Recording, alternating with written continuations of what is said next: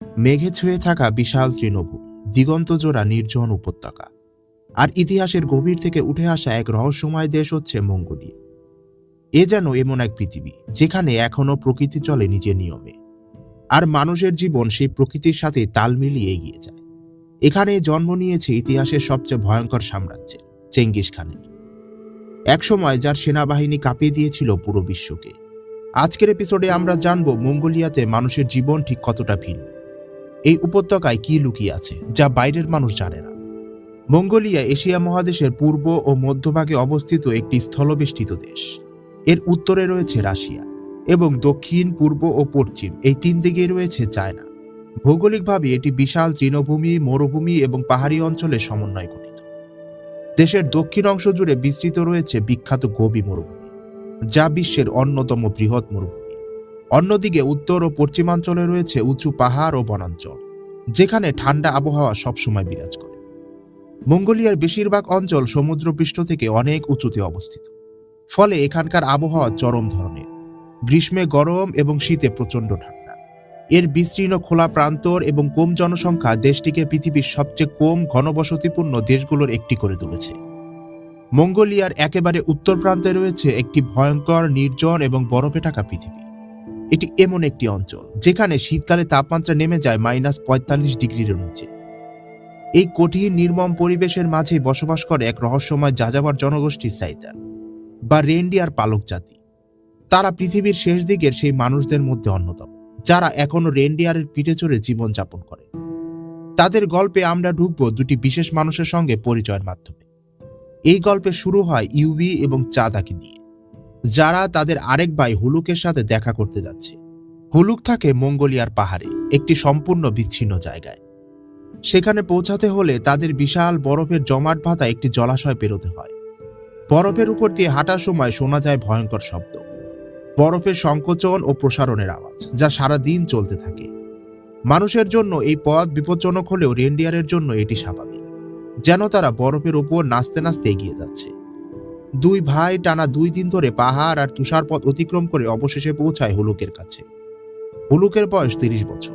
সে তার স্ত্রী হুলান এবং 3 সন্তান, 6 বছরের নানা, 3 বছরের সুলা এবং 1 বছরের ছোট বা, তাদের নিয়ে তার ছোট্ট পরিবার।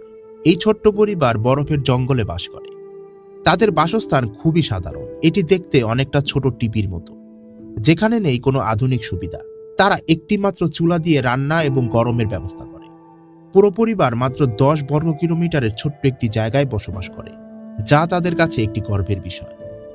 স্যাটানরা মূলত রেনডিয়ার পালক। হুলুকের কাছে রয়েছে প্রায় 40টিরও বেশি রেনডিয়ার। সে তাদের সাথে এমন একটি গভীর সম্পর্ক গড়ে তুলেছে, যা মানুষের সাথে মানুষের সম্পর্কের মতোই। বছরে একবার তাকে রেনডিয়ারের শিং কাটতে হয়। না কাটলে শিং অস্বাভাবিকভাবে পড়ে যায়, কিন্তু কাটলে তা বিক্রি করা যায়। এসব শিং পরে চীনে পাঠানো হয়, সেখানে তা ঐতিহ্যবাহী ওষুধ তৈরিতে ব্যবহৃত হয়। বর্তমানে পুরো মঙ্গোলিয়ায় স্যাটানদের সংখ্যা রয়েছে প্রায় 200 জনের মতো। তারা মূলত রাশিয়ার সীমান্তের কাছে বসবাস করে। এটি এক বিশাল, জনশূন্য এবং দুর্গম অঞ্চল। এই বিচ্ছিন্নতায় তাদেরকে তাদের প্রাচীন সংস্কৃতি ধরে রাখতে সাহায্য করছে। তারা মূলত সাইবেরিয়া থেকে এসেছে এবং আজও তাদের পূর্বপুরুষদের মতো জীবনযাপন করে আসছে। গ্রীষ্মে ও শীতে রেনডিয়ার নিয়ে তারা বন জঙ্গল ঘুরে বেড়ায়।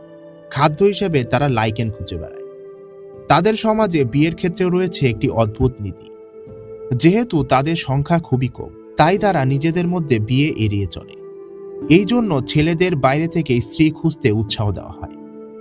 অনেক বছর পর এবার 2 স্যাটান তরুণ তরুণীর বিয়ে হতে যাচ্ছে। এটি তাদের জন্য একটি বিরল এবং খুবই গুরুত্বপূর্ণ ঘটনা। এই বিয়ের প্রস্তুতি শেষ হয় একটি ঐতিহ্যবাহী পদ্ধতিতে। একদিন সকালে বরপক্ষের প্রতিনিধি আসে কনের বাবার কাছে প্রস্তাব নিয়ে। তার হাতে থাকে একটি নীল স্কার্ফ, যা চিরন্তন আকাশের প্রতীক। কিন্তু কনের বাবা সহজে রাজি হন না।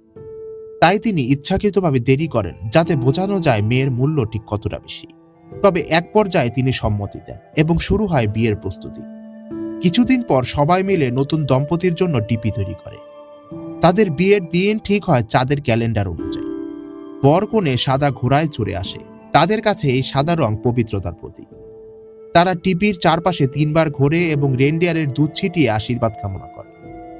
ভেতরে অতিথিরা বসে খাওয়া দাওয়া করে। কনের জন্য সবচেয়ে গুরুত্বপূর্ণ কাজ হচ্ছে তাদের জন্য চা বানানো। এর মাধ্যমে কনে প্রমাণ করে যে সে তার পরিবারকে সামলাতে সক্ষম। বিয়েতে কনের বাবা উপহার দেয় প্রায় 50টিরও বেশি রেনডিয়ার। এটি তাদের সম্পদের প্রতীক। এইভাবে মঙ্গোলিয়ার স্যাটার্ন মানুষদের জীবনের বিশেষ দিনগুলো কাটে। মঙ্গোলিয়ায় বর্তমানে প্রায় 34 লাখ মানুষ বসবাস করছে। এটি বিশ্বের সবচেয়ে কম জনসংখ্যার ঘনত্বের দেশগুলোর মধ্যে একটি। মঙ্গোলিয়ার এই কঠিন বাস্তবতা আমাদের সামনে একটি বড় প্রশ্ন তোলে। আমরা কি আমাদের সুযোগগুলো যথাযথভাবে মূল্য দিচ্ছি? এই গল্প শুধু একটি দেশেরই নয়, এটি মানুষের ইচ্ছাশক্তি, সাহস ও ভবিষ্যতের একটি অদম্য বিশ্বাসের এক অনন্য উদাহরণ।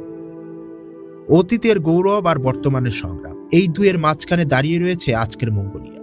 একসময় এই মাটিতেই জন্ম নিয়েছিলেন মহান বিজেতা চেঙ্গিস খান, যার নেতৃত্বে গড়ে উঠেছিল বিশ্বের সবচেয়ে শক্তিশালী সাম্রাজ্য। আজ সেই একই ভূমিতে মানুষ এখনো প্রকৃতির সাথে লড়াই করে টিকে আছে, বরফ, তুষার আর কঠিন জীবনের মাঝে।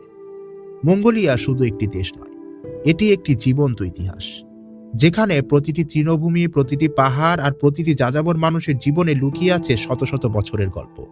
আধুনিকতায় মানুষ ধীরে ধীরে এগিয়ে যাচ্ছে, কিন্তু এখানকার মানুষ এখনও তাদের ঐতিহ্য আঁকড়ে ধরে বেঁচে আছে। এই ছিল মঙ্গোলিয়ার মানুষের প্রায় প্রত্যেক দিনের বাস্তবতা। দেখা হচ্ছে নতুন এপিসোডে।